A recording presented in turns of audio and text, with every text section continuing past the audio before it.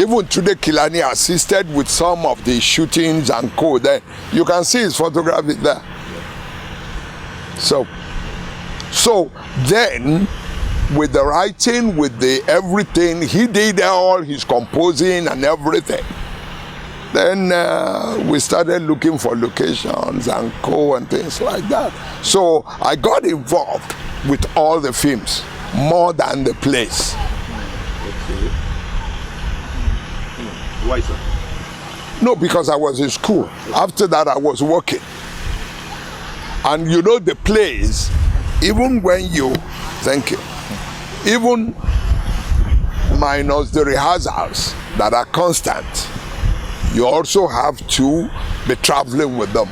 But I was at work. So, but with the films, the beauty with the films is the time. Because usually then, we were always on location for about 6 weeks. 6 weeks, yes. Yes.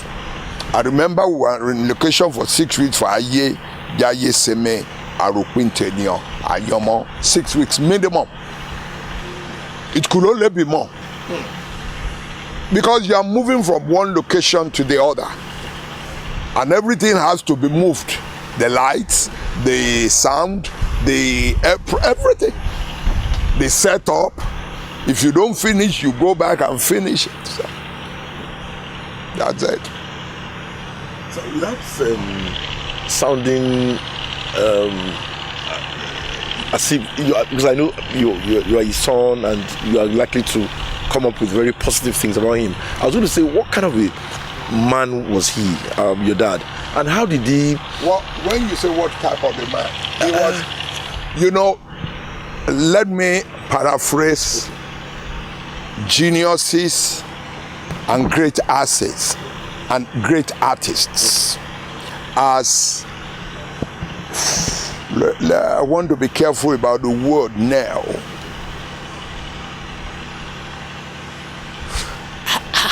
I wouldn't say they are always off. I wouldn't say they're not abnormal, but they don't see it as the way majority of us say. What is paramount to them was, like him, the most paramount thing to him was his theater. Every other thing, and I mean every other thing, is secondary. I mean, that was the story of his wife who had a chick child at the Glover Hall. The child was sick. She had to take her to the Glover Hall to nurse him. While she was on stage, the child died. She still had to go back to the stage to complete it, her part. So that was the type of man who he was. He said, pack the baby, when we finish, we will deal with that. But now, go and finish. And the part she was playing was smiling, joking on stage. That's what it took. But her child just died, and she saw the child. So when you are asking, I wouldn't say they're abnormal. There is something about them that is not like us. What we count as important, they don't see it. What they see is their mission. That's the only thing they say. Every other thing, they don't care. In the case of late Papa Ogunde, looking at his pedigree and how he grew over time, would you say that kind of a man had a mission? Let me put it the way. That's the way he saw it. Okay. He saw it that he has a mission. There was no other way you can describe it. He believed the theater was his mission. That was why every other thing to him was secondary.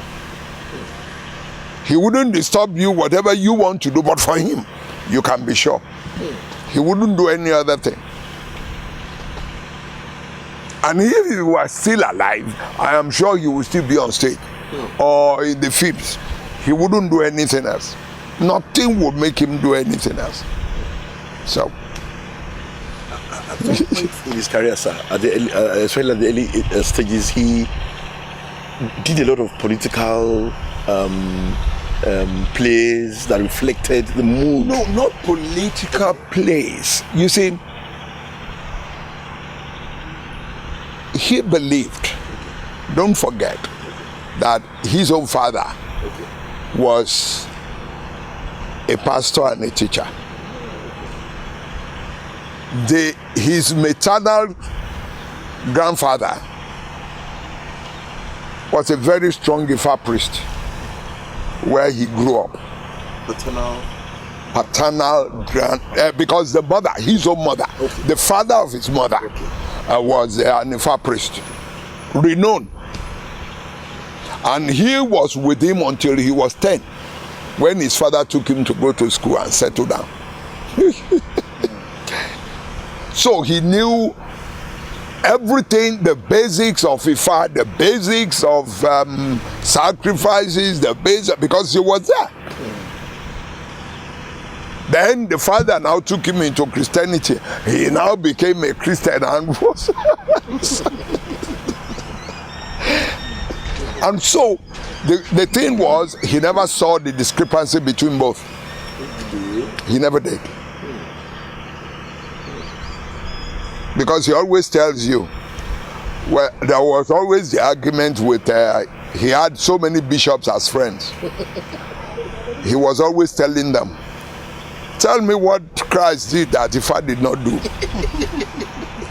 Then I will show you what he has done. That if both of them are for truth, sincerity and honesty, and then both of them are the same. So very simple. So he never, well, of course he was not tribalistic. He had a wife from Ghana, a wife from Benin, he was not a religious bigot. If you are a Christian, you are a Christian. If you are a Muslim, you are a Muslim. If you are an Ifa priest, he will sit down with you. If you are a whatever, he will tell you that is your belief. Finish. You have a right to your belief. Just don't come and tell me what I should believe. Let me believe what I believe. You believe in what you believe. I respect you. You respect my belief. Don't tell me one is better than the other and all that. So sir, how did you also get along with him, considering the fact that as a young man, there was a likelihood of you seeing things differently from him being an old man? How did you reconcile? No, we didn't reconcile. Usually I was arguing like an idiot, and as a young man, and he was always saying you are an idiot. So I was always arguing, and he would say, idiot, you don't understand what they are saying. And the saddest thing is, everything he said I found to be true later in life. I could not throw away one of those things he told me. Not one. But I argued with him when he was alive. We would sit across like this and argue. When he's tired, he says, idiot, I don't have time for you. Then he starts going, that's it. And that's the end of that session until another session. When something comes up, you know, he was like this. I will tell you a short, it's not a story. It's what happened between me and him. I had a friend. You know, I read geology at the University of Ibadan. So immediately, you know, then all these oil companies will come to the universities. You do their tests there. They take you or they don't take you. So one of my colleagues about 3 to 4 years just after we started work. I don't think it was up to, let's say maximum 10 years. I can't remember how long. Let's say within 10 years after working, he had already built houses, he had 2 wives, he had children, and he had so many cars. He was driving on this same road, Shagamu Road, because he was going to Ondo. He ran into a vehicle and died. By the time I came here, I just had the story. By the time I came, I saw that here. And I was telling him, it's terrible. He said, what? What happened to you? I told him about my friend. And this was the shocker he gave me. He said, was he married? I said, yes. Did he have children? I said, yes. Did he build any houses? I said, yes. Did he have any cars? I said, he had about 4 cars. He said, what else will he be waiting for? If he had all those, what else? What else will he do? He has already done everything.